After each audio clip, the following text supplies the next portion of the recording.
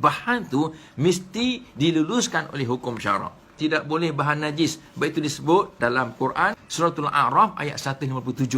Apa kata Allah?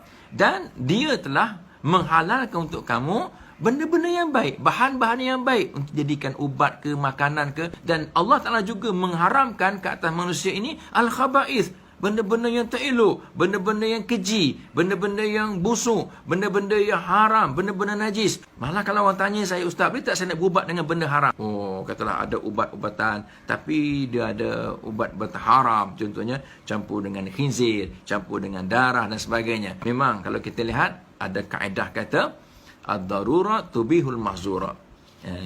Bila keadaan darurat, maka dia mengharuskan benda-benda terlarang. Tapi darurat tadi macam mana? Darurat macam mana? Ulama-ulama telah buat definisi tentang darurat. Darurat itu mesti benar-benar berlaku. Dan sekiranya tidak ambil ubat tadi, memang manusia akan mati. Mati.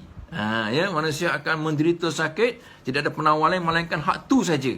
Ini ulama dah bincang. Tuan-tuan lihatlah. Pandangan Dr. Wahbah Zuhaili dan kitabnya tentang dia memang dia pakar fiqh, Dr. Wahbah Zuhaili. Jadi tuan-tuan lihat macam mana dia telah mengetatkan daurat tadi. Jangan sampai longgar. Oh, tak ada. Dah kita dah penyakit ni, orang kata penyakit apa ni, haram tu obat dia. Kita tak cuba lagi yang lain.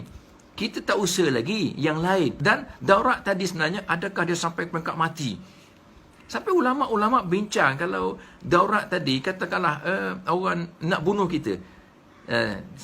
Sehinggalah kalau kita ucap kalimah kufur, dia tak bunuh. Tapi kalau kamu tak ucap kalimah kufur, kamu akan dibunuh. Maka ulama kata ketika itu sebab nak jaga nyawa, maka diharuskan. Bukan dihalalkan, diharuskan untuk mengucap kalimah-kalimah kufur. Tetapi sebagian ulama kata, ketat sikit dia kata, lebih baik jangan ucap. Sebab kalau mati pun mati syahid, dibunuh. Itu juga dalam bab perubatan. Contoh saya sebut, bolehkah berubat dengan benda-benda yang haram? Memang pernah berlaku zaman Nabi SAW. Bagaimana ada seorang lelaki, dia berubat dengan arak. Dia berubat dengan arak, dia kata, saya nak jadikan sebagai ubat. Sedangkan sudah turun ketika itu ayat yang mengharamkan minum arak. Jadi Nabi kata apa? Innahu laisa bidawa'in walakinnahu da'un. Ini hadis riwayat Muslim. Dia tu bukan ubat, kata Nabi. Laisa bidawa'in walakinnahu da'un, tapi dia tu penyakit. Minum awak lagi tambah penyakit. Dengan sebab itu mesti kena ketat sikitlah, jangan longgar sangat ya. Tidak boleh kita terjah saja tu kepada obat yang haram yang tak dibenarkan oleh hukum syarak, sedangkan kita belum usaha lagi mencari ubat-ubatan, bahan-bahan yang lain. Ibarat kata kalau kita tersesat dalam hutan ya, kita kita bekalan makanan kita dah habis, kita sesat pula. Jadi kita nak makan apa? Tidak boleh kita nak, kalau lalu anak babi depan kita, kita pun terus tekan anak babi, kita sembelih anak babi, kita pun panggang dia, kita makan seekor anak babi. Tak boleh macam tu.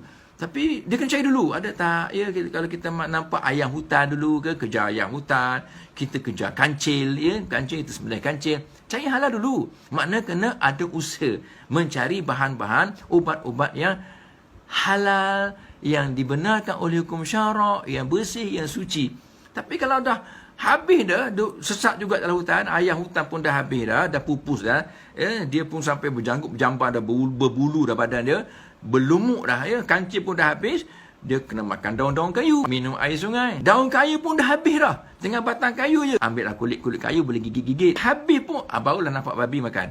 So nak beritahunya, dia ketat, bukan longgar sangat, bukan kita bila sebut tak ada obat, melainkan yang tu dah usahakah cari obat yang lain, ubat yang halal, ubat yang harus disukum syarak. Dan Tuhan menjadikan bagi setiap penyakit itu ada ubat. Dia yang menjadikan, ini Allah yang menjadikan setiap penyakit ada ubat. Maka berubatlah kamu. Tapi kata Nabi, jangan berubat dengan benda haram. Nabi jaga umatnya, jangan sampai darah daging kita masuk benda-benda haram. Kecuali kata ulama itulah, ulama kata tidak ada hak lain dah, melainkan hak ni. Kalau kita tak ambil hak ni, matilah kita. Maka ketika itu barulah dibenarkan. Tapi ingat, ad-darurah tuqaddar biqadariha. Darurat itu mesti ada kadarnya. Tak bolehlah kalau orang tu sakit, orang tak sakit pun ambil juga obat yang haram. Dia tak sakit, tak payah ambil, yang sakit saja ambil. Ini dia ada kadar-kadar dia.